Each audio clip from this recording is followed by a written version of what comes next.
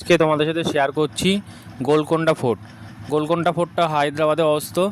এটা অনেক পুরনো ব্রিটিশ আমলের ফোর্ট। যে সময় এখানকার এই ব্রিটিশ আমলের সময় এই ফোর্টটা ছিল। তো এখানকার কিছু ভিডিও আমরা ভিডিও করেছি, তো সেটাই আমাদের সাথে শেয়ার করছি। এই দেখো এখানে সবাই বসে আছে, কারণ এখানে হাততালি দিলে আবার রিটার্ন হাততালি আসে রিটার্ন হয়ে। তো এই জন্য সবাই এখানে বসে হাততালি দিয়ে চেষ্টা করছে। এই দেখো, আর এরকম ফলক আছে জায়গায় জায়গায় পুরো চেনানোর জন্য। এই জায়গাটা আটকানো আছে, কারণ এই সাইডে এটা হচ্ছে স্নানাগার জায়গা। এখানে এক সাইডে গরম জল বেরোয়, এক সাইড দিয়ে ঠান্ডা জল বেরোতো, সেই স্নানের জায়গা। তো এটা আটকানো রয়েছে এখানে কাউরে যেতে দেয় না। এখানে বাস দিয়ে ব্যারিকেড করে দিয়েছে, আটকে দিয়েছে, এখানে পাশে যাওয়া যায় না। তো ফোর্টের কিছুটা অংশ আজকে তোমাদের একটা প্রথম পার্টের মধ্যে দেখাচ্ছি, দেখানোর চেষ্টা করছি। দেখে নাও, ভালো লাগলে অবশ্যই পরবর্তী পার্ট দেখাবো, তোমাদের সাথে শেয়ার করব। এই দেখো এখানটায় সমস্ত সেই সমস্ত এই দেখো এখানে সমস্ত কিছু রাখা রয়েছে, যেগুলো নানা রকম কাজে লাগতো সেই সময়, নানা রকম কাজে লাগতো। এই দেখো এই সমস্ত অস্ত্র রাখা রয়েছে নানা রকম। তো কী রয়েছে তোমরা দেখে নাও। আর এই যে ফোর্টের ভিতরটা আমরা ঢুকছি, দেখো কী সুন্দর গার্ডেন করা আছে। অবশ্যই এখানে গেলে বিকেলের দিকে যাওয়ার চেষ্টা করবে, দুপুরের দিকে 3টে সাড়ে 3টের মধ্যে যাওয়ার চেষ্টা করবে, তাহলে ফোর্টটা ঘুরতে 2 ঘন্টা মতো সময় লাগবে পুরোটা দেখে আসতে। যেহেতু আমরা সকালের দিকে গেছিলাম, প্রচণ্ড রোদ্দুর ছিল, তাই ভালোভাবে অত ঘুরতে পারিনি, তো ভালোভাবে ফটো তুলতে পারিনি। তো দুপুরের দিকে যাবে 3টে সাড়ে 3টের সময়। 5টার সময় এখানে একটা লেজার শো হয়, 5টার সময় একটা লেজার শোয়ের মাধ্যমে পুরোটা দেখায়, পুরো কী হয়েছে, কোথায় কী আছে না আছে সমস্ত কিছু দেখায়। ভালো লাগবে, অবশ্যই ভালো লাগবে। আর এই জায়গাটা সম্ভবত তোমাদের এখানে তখনকার দিনে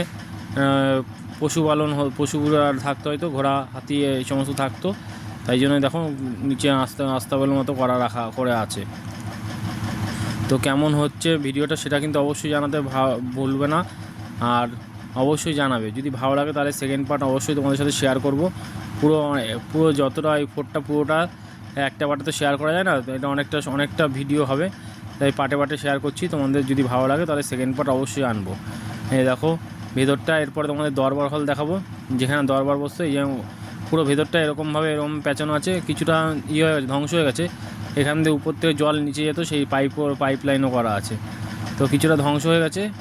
হ্যাঁ, বাদবাকি এখনও আছে, সবাই দেখতে যায়। তোমরা অবশ্যই হায়দ্রাবাদ গেলে অবশ্যই দেখতে যাবে, অবশ্যই ভালো লাগবে তোমাদের। আমার ভালো লাগছে, আমাদের ভালো লাগছে, আমরা যারা গিয়েছিলাম আমাদেরও ভালো লাগছে, তোমাদেরও ভালো লাগবে। তো দেখে নাও পুরো কতটা জায়গা জুড়ে এই ফোর্টটা। এই যে দরবার হল, তখন এখানে দরবার বসতো সেই সময়কার। এখান থেকে পুরো নিচটা দেখা যায়, এবং এখান থেকে দেখো কতদূর বিস্তৃত হায়দ্রাবাদ শহর দেখা যাচ্ছে, কতদূর হায়দ্রাবাদ শহর পুরো দেখা যাচ্ছে। এই জায়গাটা সবচেয়ে যে এত গরমের মধ্যে এই জায়গাটা প্রচণ্ড ঠান্ডা ছিল, জানি না কেন এই জায়গাটা প্রচণ্ড ঠান্ডা ছিল।